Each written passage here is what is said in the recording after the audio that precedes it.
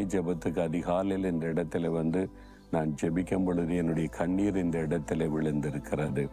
அப்படிப்பட்ட ஒரு இடத்துல நின்று கொண்டு உங்களோடு நான் பேசுகிறேன். அந்த கண்ணீருக்கெல்லாம் இப்போ ஆண்டவர் பதில் தந்திருக்கிறார்.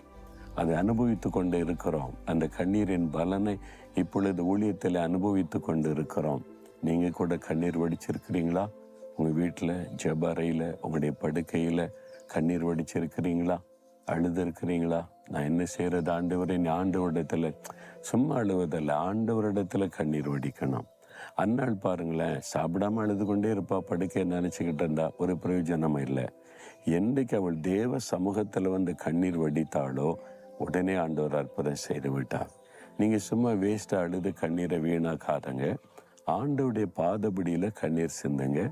அதுக்குடைய பலனை நீங்கள் பார்ப்பீங்க. அதை நாங்கள் இன்னைக்கு ஊழியத்திலே பார்த்து கொண்டு இருக்கிறோம். சரி, இன்னைக்கு ஆண்டவர் என்ன எனக்கு